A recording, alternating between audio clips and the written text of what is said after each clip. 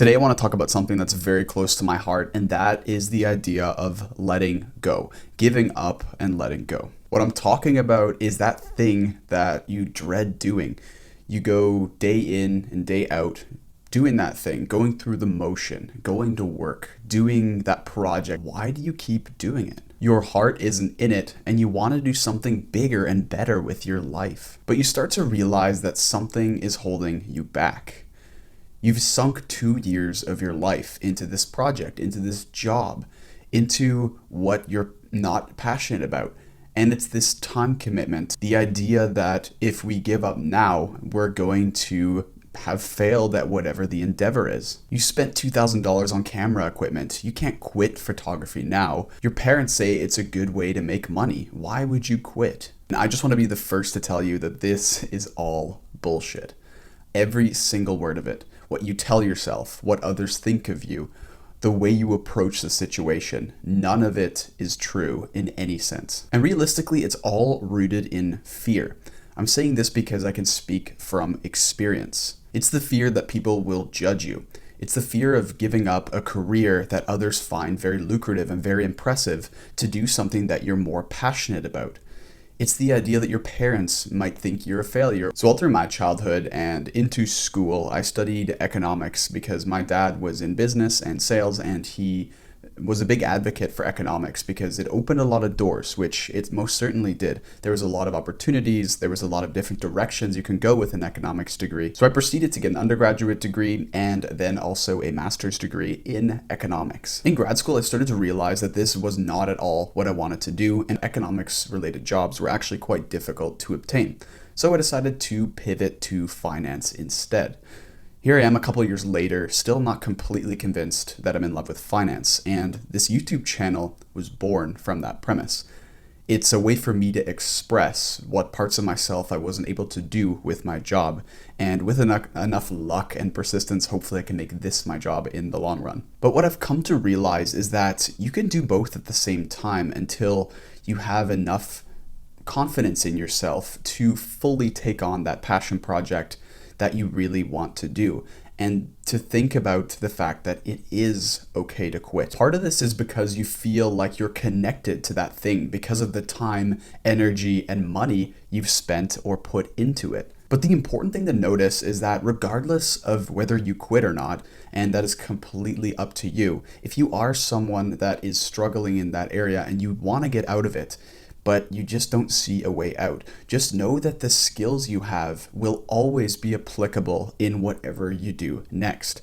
If you're in a job that requires a lot of presenting or a lot of analysis, or you're doing a project that requires those things, these will be immensely useful in whatever you end up doing. Talking to people is always going to be a part of life, so these skills are very transferable. Let's talk next about why it feels so hard to quit that thing and to start anew. And the first of these is the sunk cost fallacy.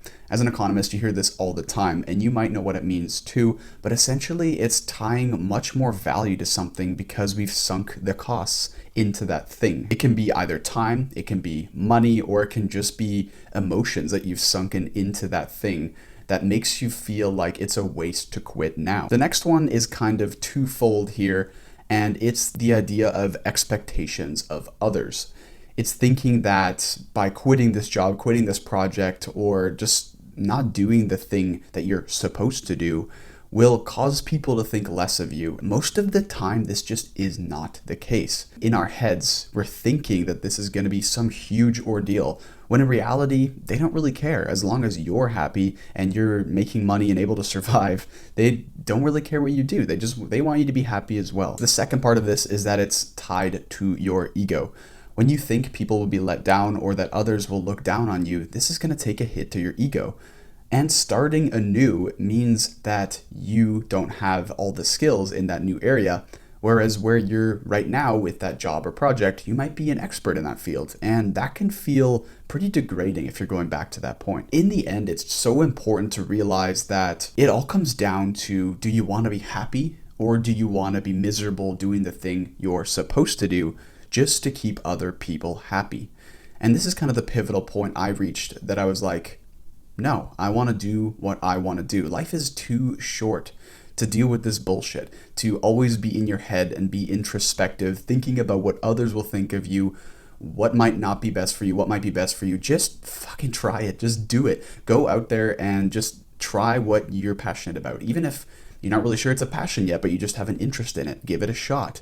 And this channel here, I'm going to be posting probably the next couple months a cinematic video. I've always wanted to create some cool cinematography, and that's just something I wanted to explore. So I bought a camera and I'm just so excited to give that a shot. I never really had a creative side, or so I thought, but this whole endeavor with YouTube has led me down that path.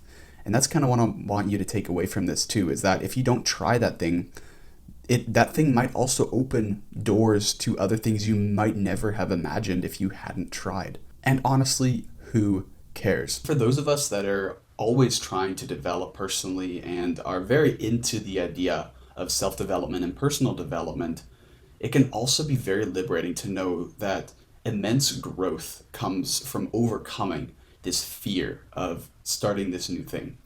Once you get in that mindset and you actually get started on that thing, it'll feel so liberating and you'll feel that growth in yourself. You overcame the sunk cost fallacy. You overcame the judgment of others. Honestly, who has left their job or something they hate or something they wanted to quit for a long time, started something they loved, some passion project and something they really wanted to do, and then regretted it later? Maybe in terms of money, maybe it sucks a little more, but if you're truly passionate about that thing and really want to make it work, it will work. It's about your innate drive and your passion about what you're doing that really drives you forward. When something is in our control, when we're working that job, when we're doing that project that we don't like as much, it feels more valuable to us because we're in the driver's seat. We're engaging with the client. We're doing this project, and it feels like it's so valuable to us because it's right in front of us and we have control of it. But by letting go and moving on, starting that new thing, it opens up this whole value proposition that shows you that value is immediately minimized when you quit that thing or put it aside. And the value is then put in that passion project, whatever you wanted to do in the first place. That will take immense value as you take control of it and make it your primary focus. So just do it. The only sunk cost you have is the life that you could have lived if you don't.